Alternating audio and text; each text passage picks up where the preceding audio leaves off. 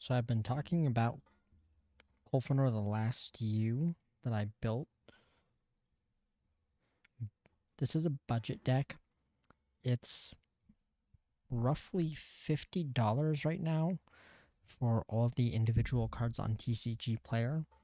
And when the Commander Legends cards got printed and spoiled, one of the things I wanted to do was build some budget decks around them. And Colfenor is where I started. Pretty strong legend. Really, really happy that we actually got a card for him. And it'd be really nice to see some of the other legends that did not get released in that set. But Corfinor is pretty sweet. Abzan, 3 white, a black, and a green for a 3/7 legendary treefolk shaman with vigilance and reach. Whenever he or another creature you control dies, return up to one other target creature card with lesser toughness from your graveyard to your hand. So here we have just recursion, recursion, recursion.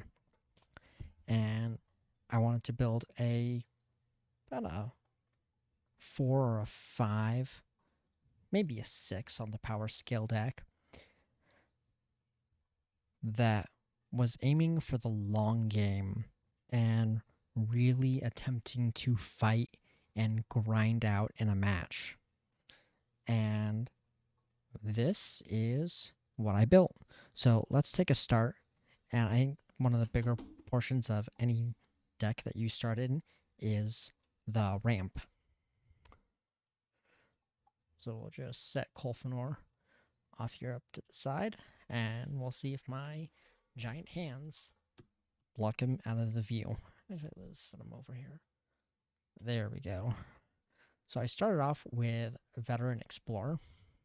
When he dies, each player may search their library for 2 basic lands, put them onto the battlefield. Colfenor's ability is really profitable with creatures that have 1 and even 0 toughness. So Veteran Explorer is going to really explode the battlefield with lands, and with all of the different sacrifice outlets and the ways to discard and draw and just keep getting your creatures back, all the extra mana that he is going to fetch up is really, really beneficial. And plus, your opponents will feel probably like you're less of a threat if you're dropping this guy, because yeah, you're going to get them extra lands. Who doesn't want extra lands? Elves of the Deep Shadow, pretty standard. 1 green, 1 black. Taps for a black, deals the damage to you. Just a good 1-drop that you can sack late game. Soul Ring, because I am not a monster and I will put Soul Ring into every deck that I build. Moss Diamond, and here, because they got reprinted in the set, we have the full diamond set for Colfenor. All of his colors. White, black, and green. So, very handy. Having that ramp on 2 to go into 4 on your next turn.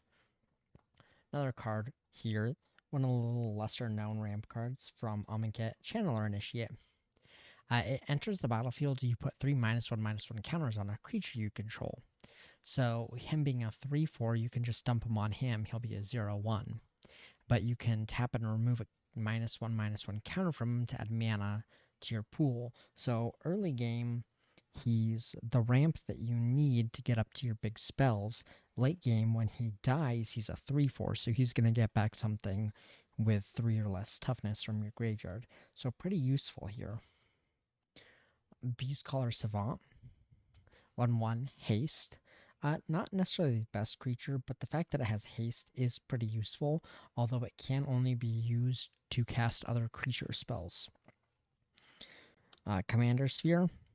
These are budget decks, so the fact that it's a mana rock that costs 3 is acceptable, and the fact that in late game you can sacrifice it to draw a card it's useful. It has a place. And Roiling Regrowth. I moved a lot of. Actually, I moved all of my bulk, and that included the majority of my copies of cards like Kodama's Reach and Harrow. So, picking up boxes of Zendikar Rising, Rolling Regrowth, sack a land, get two, put them into play tapped. Really strong. That's pretty much it for the ramp package.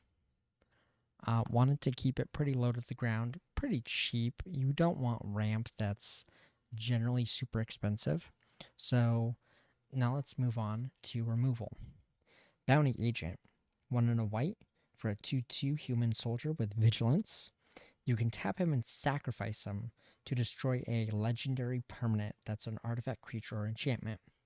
So this is a commander sniper, and it's really notable that it has that 2 toughness, because Colfenor is going to be getting this thing back.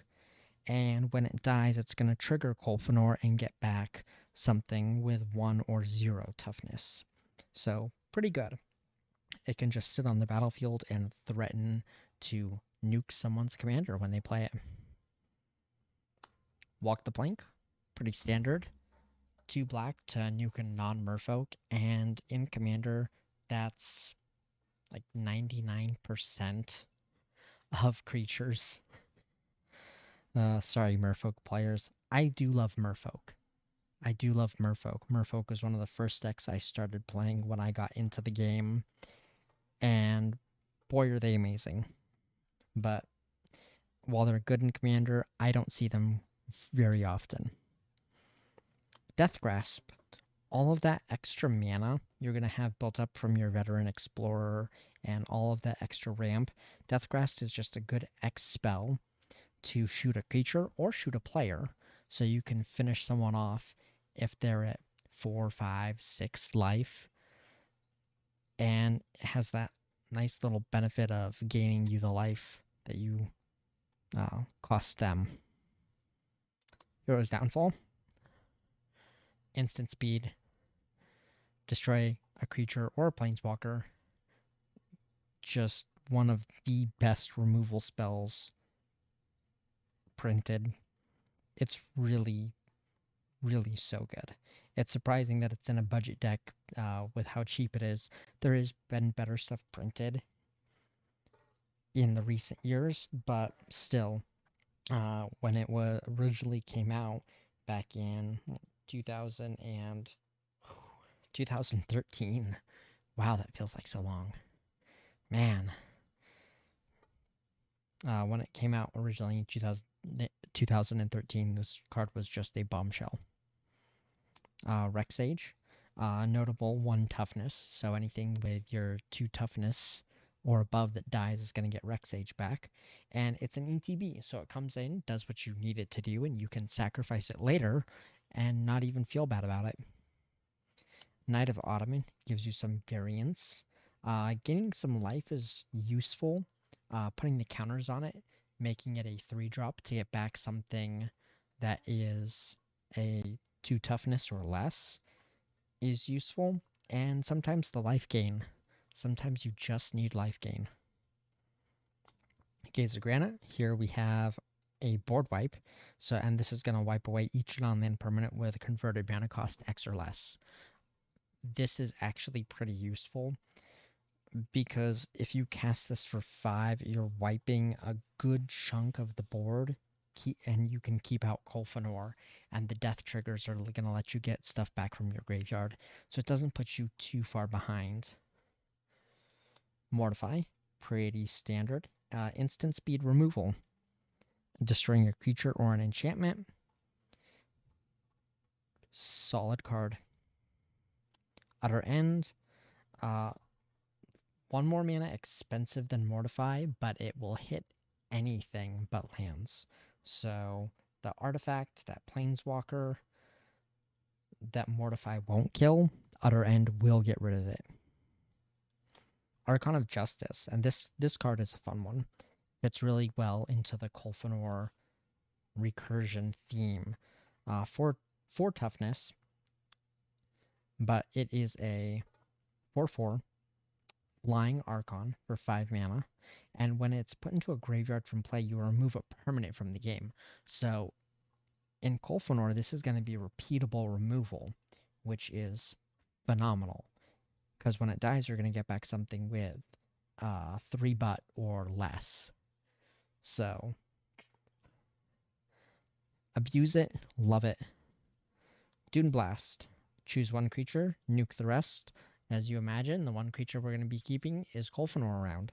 So we get to keep Colfenor, we wipe the board, and Colfenor triggers, and we get back all bunch of our other stuff.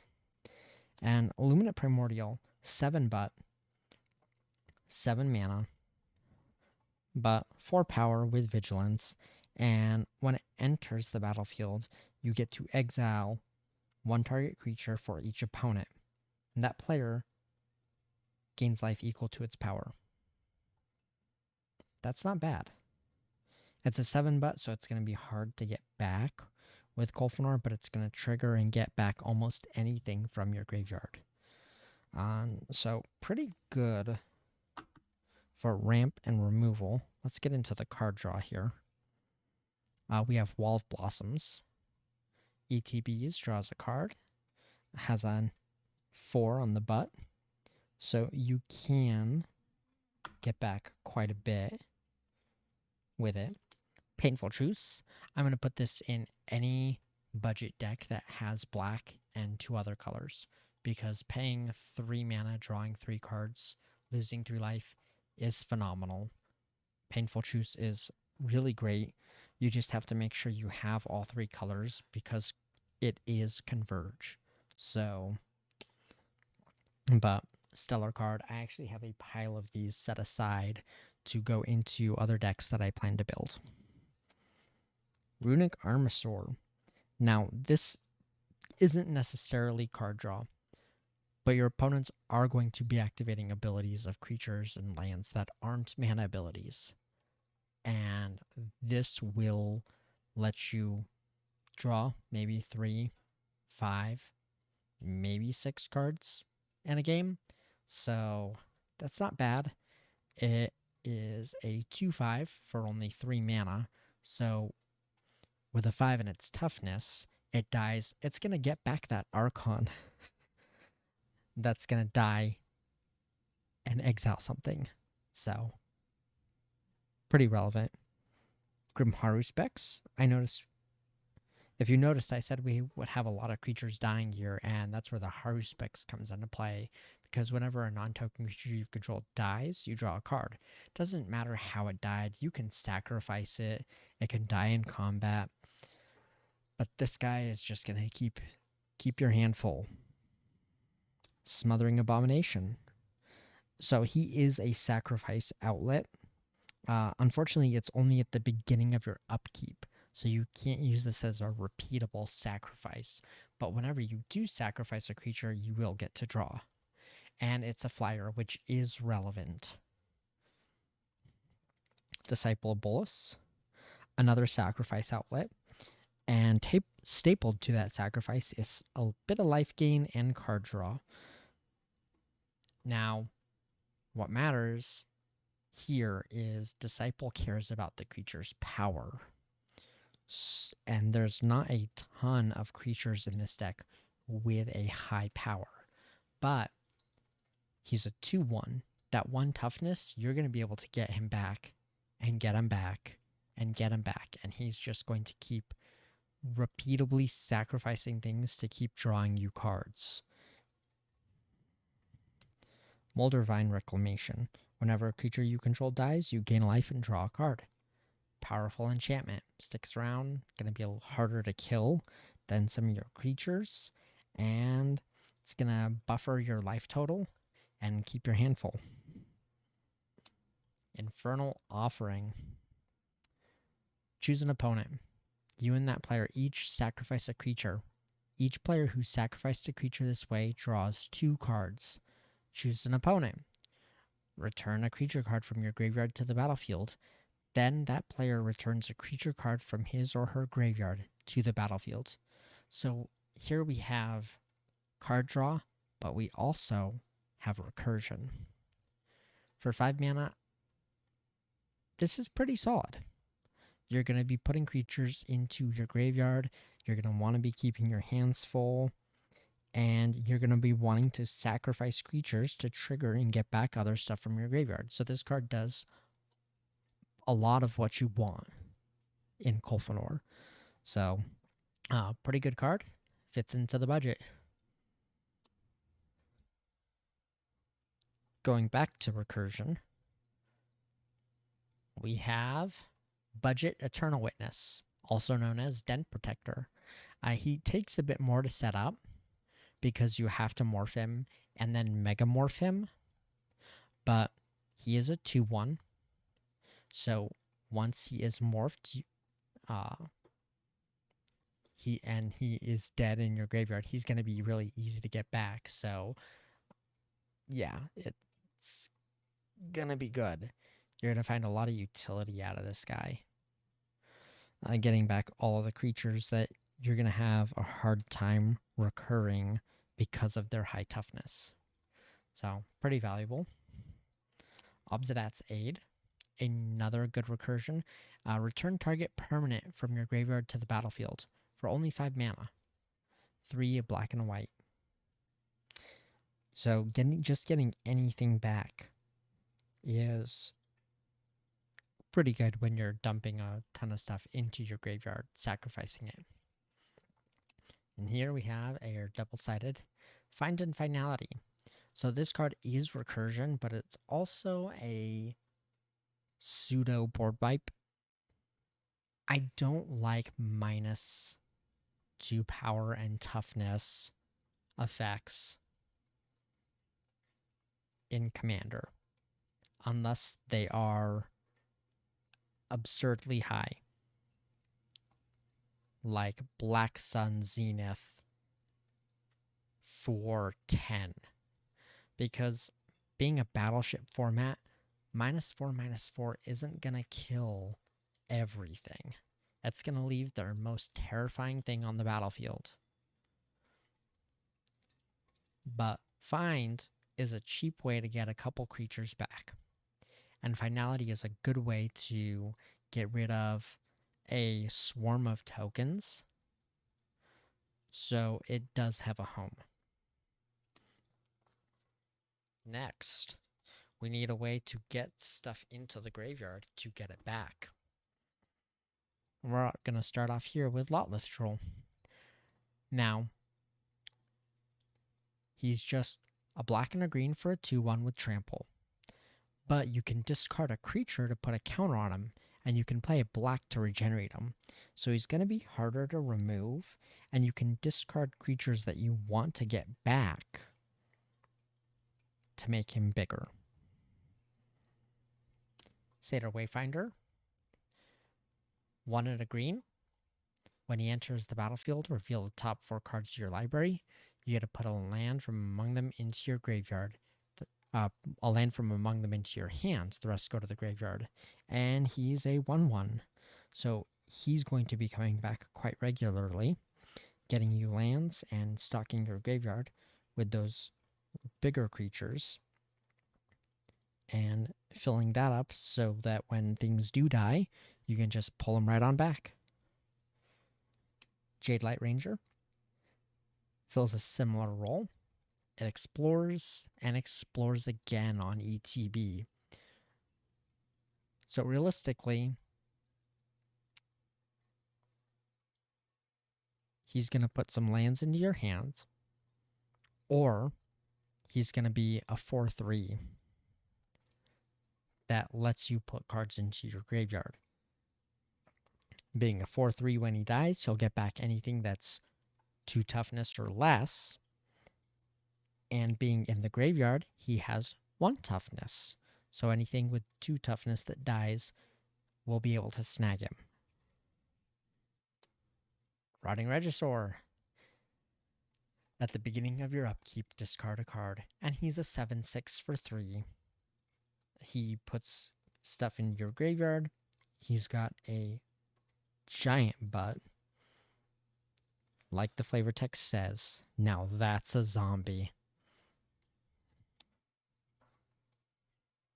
Sacrifice outlets.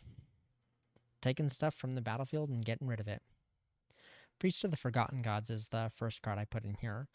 You tap it and it lets you sacrifice 2 other creatures, and it's going to force any number of target players to lose 2 life and sacrifice a creature.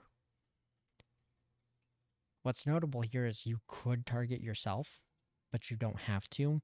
So most notably, this is you're going to sacrifice 2 creatures. Each of your opponents is going to sack a creature. They'll lose some life. You'll get 2 black mana and draw a card. But it's just tap to activate, so you can do this once a turn. And it's pretty decent.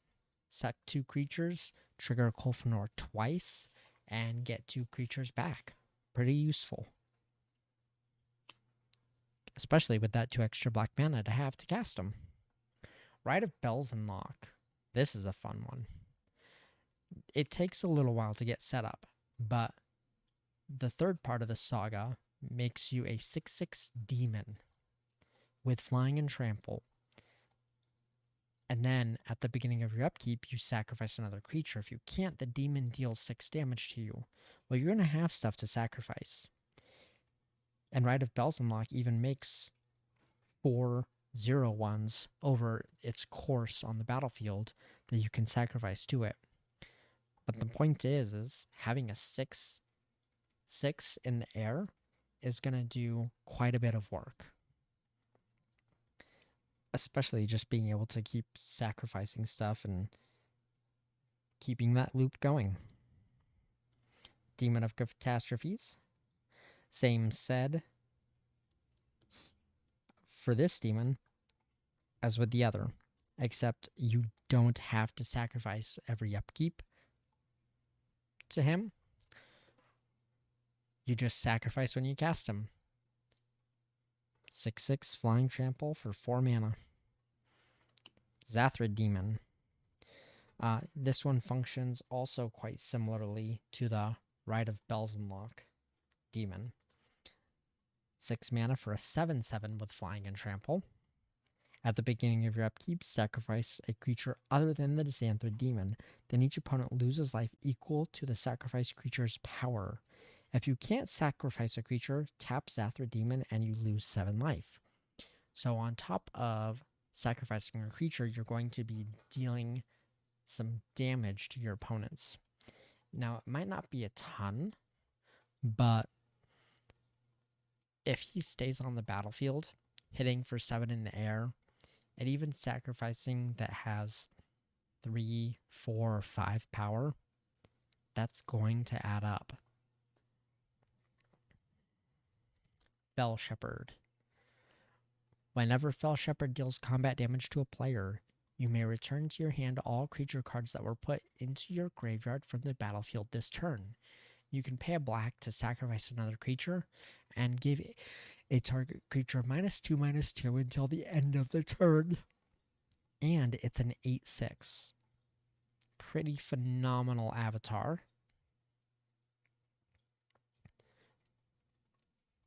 Doomgape. 7 mana for a 10/10 with Trample. At the beginning of your upkeep, you sacrifice a creature, and you gain life equal to that creature's toughness. Now, this one is far more relevant in this deck, because gaining life equal to the toughness, you're going to be gaining a lot more life. You have much higher toughness in this deck than you do power. So that's going to pay off in the long run. And this creature is a 10/10. It's going to hit hard, and when it dies, it's going to get back the biggest thing that you can get. Torgar. Famine Incarnate. Foil, timestamp. Still budget. Now, as an additional cost to cast him, you may sacrifice any number of creatures. The spell costs 2 mana less to cast for each creature sacrificed this way. And when he enters the battlefield, up to 1 target player's life total becomes half of their starting life total rounded down. So you could use this to reset your life total up to 20 if you've been taking a beating, or you can just drop them down, cut someone's life total from 40 all the way down to 20, or if they've been gaining life and they're at 60 or 70, take that and cut it down to 20. Pretty useful. This is a card I don't see a lot at any table I play at, but I think he has a home here.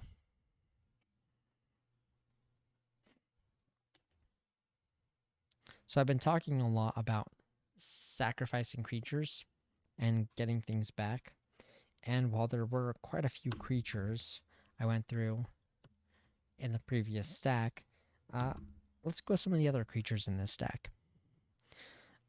Blood-Soaked Champion and Gutter Bones I included for the simple fact of they are cheap, they are recurable on their own, and there are creatures in this deck that have 0 toughness.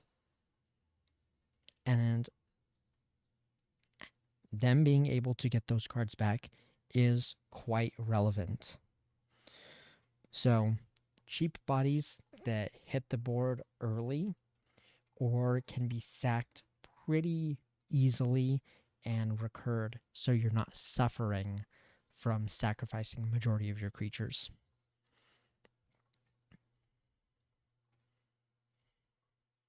There we go.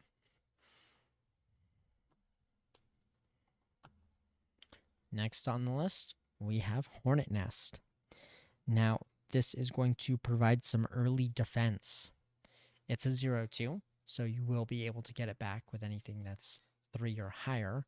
But whenever it's dealt damage, you make that many 1/1 insect tokens with Flying and Death Touch. This is a big deterrent, and it is extremely valuable in all the games that I've played it. It really keeps that pressure off of you. People simply do not want to attack you. Reaper of the Wilds. Whenever another creature dies, scry 1. Stuff's going to be dying everywhere, all the time. And this is going to allow you to draw into the cards that you need to find that board wipe that you're looking for, the removal spell, that creature that has just enough toughness to get that other creature from your graveyard back. He can gain Death Touch for 1 black mana, and he can gain Hexproof for 1 and a green. And he is a 4/5, so pretty useful. Here's one of our 0 toughness creatures, Dagger the Adamant.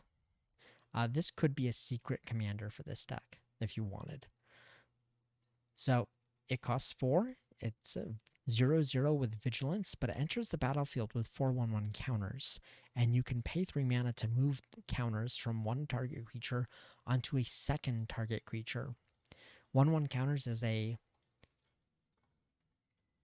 hidden strategy of this deck, if you will. So being able to move the counters from Dagger onto another creature before he dies is quite valuable. But the fact that if he dies as a 4/4, you can get back something with 3 toughness. But while he is in the graveyard, even a Blood-Soaked Champion dying will trigger and get him back because he has 0 toughness. He is quite valuable in this deck. This card might just be an all-star for Colfenor. Teysa Karlov. I have a buddy who runs Teysa as a commander, and she is bonkers. So she is a 2/4 for 2, a white and a black. If a creature dying causes a triggered ability of a permanent you control to trigger, that ability triggers an additional time. Creature tokens you control have Vigilance and Lifelink. This deck is capable of creating quite a few tokens. So the second ability is semi-relevant.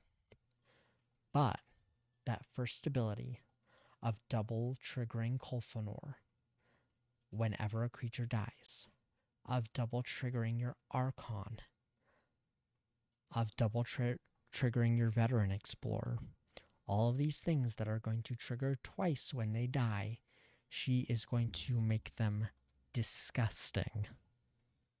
And she has been one of the most valuable cards to have on the battlefield when I've played this deck.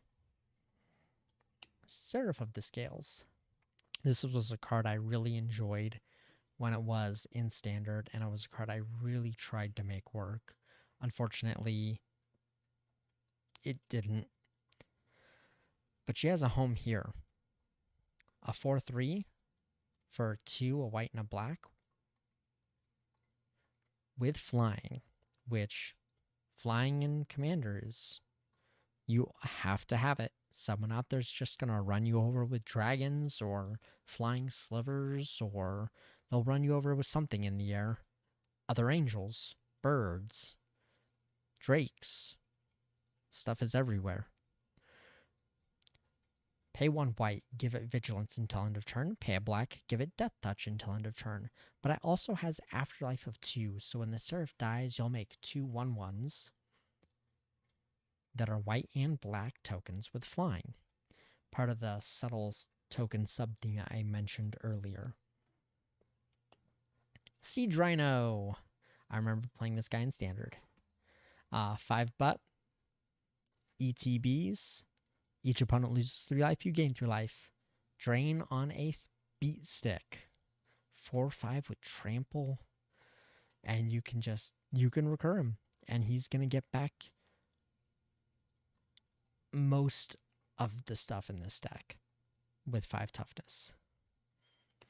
Brood Butcher.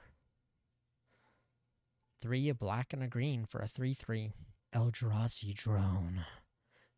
It has no color, but that's not really relevant. When it enters the battlefield, you make a colorless Scion that you can sacrifice for mana. And you can pay a black and a green and sacrifice a creature to give a target creature -2/-2. Pretty relevant. Lets you sacrifice creatures, fits into the theme. It's a 3/3. It's strong. This has got to be one of my favorite cards to put into this deck. Priest of the Bloodright. 3 and 2 black for a 2/2. Seems expensive. But when it hits the battlefield, you make a 5/5 demon. And at the beginning of your upkeep, you lose 2 life. So, it ETBs. You make your demon. You sacrifice the priest to whatever else you have in your deck. And it's only 2 toughness. You're going to get it back pretty easily. And it's going to hit the battlefield and make another demon. Repeatable 5/5 demons with flying. It's a pretty good way to take someone out. Tristani Discordant. We have a bit more on the token theme here. Her first ability buffs all your creatures by +1/+1. Her ETB gives you 2 1/1 soldiers with lifelink. And her third ability is a sweet, sweet homeward path. If there's one thing I hate, it's chaos decks, giving my valuable permanents away to my opponents. So let's just drop Tristani and take all that stuff back. Wingmate Rock. A 3/4 for 3 and 2 white with flying. But when it enters the battlefield, if you attacked with a creature this turn, you make another 3/4 bird token. So you'll get 6 power, 8 butt for 5 mana. And whenever it attacks, you gain a life for each attacking creature. So this is pretty beneficial. It's going to get back some of your cheaper cost stuff that has low toughness, but all that damage in the air. Pretty valuable. Engulfing Slagworm. 7/7 for 7. And whenever it blocks or becomes blocked by a creature, you destroy that creature and you gain life equals that creature's toughness. This card is just, it's good. It's not Wormcoil Engine levels of good, but it is still good. The damage won't even go through. So anytime you swing, you're going to be hitting for 7. Or you can just leave him sitting back untapped, making all of your opponents afraid to attack. Erishan Sovereign. I wasn't a big fan of some of the dragons they printed in the con set. Erishan Sovereign was one of them. But for Colfenor, she fits right in. When she dies, you get to put it on the top or bottom of its owner's library.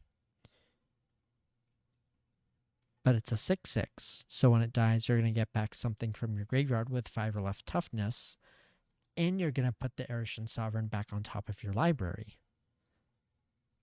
Wash, rinse, repeat. Whoop.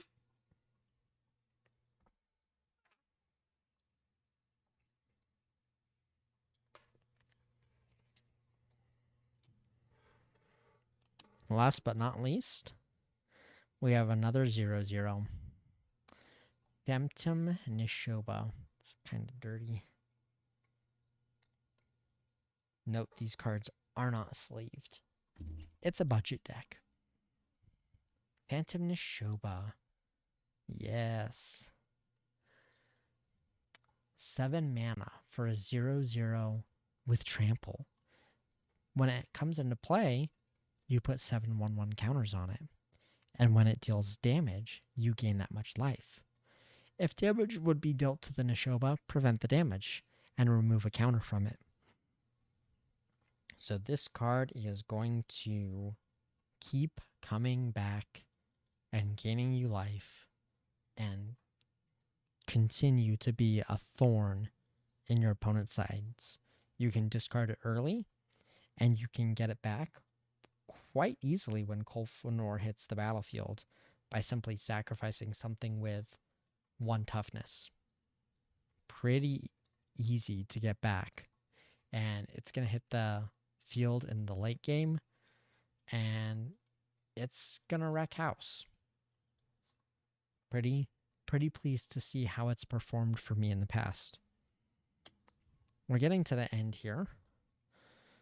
There is one tutor in the deck, and that is Mausoleum Secrets.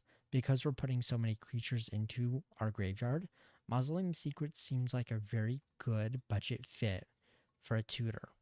You're going to search your library for a black card with a converted mana cost less than or equal to the number of creature cards in your graveyard, reveal it, put it into your hand, then shuffle your library. So this card, with your graveyard fully stocked, is going to be perfect for finding you that board wipe you need, or that spot removal spell, or that high toughness creature that's going to make an impact on the board. And last but not least, we have a small handful of some utility enchantments because they were too good to leave out. First off, we have Assault Formation. Of course, we're playing with stuff with big butts. And Assault Formation lets each creature that we control assign combat damage equal to its toughness rather than its power. We can give creatures with Defender a way to attack, and we can also boost their toughness so that they can deal more damage. Abzan Ascendancy. It enters the battlefield. We get to put counters on creatures that we control, but whenever a non-token creature we control dies, we get to make a spirit, a 1/1 white spirit with flying. This entire deck premise is built around sacrificing creatures and getting creatures back from our graveyard so that we can sacrifice them and get creatures back from our graveyard. Abzan Ascendancy is going to build us an army of flying tokens. And that is how we're going to win this game, this war of attrition. The last card is quite like Abzan Ascendancy. Field of Souls. It doesn't put the counter onto the creatures, but whenever an untoken creature is put into our graveyard from the battlefield, we make a 1/1 white spirit token with flying. This is a war of attrition, and the purpose of this deck is to grind our opponents into dust slowly, outlast their board wipes,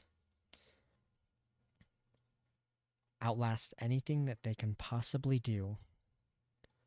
Just slowly, slowly, slowly dig in our roots and find victory. Thanks for watching. Do remember, this is a budget list built out of my excess rares.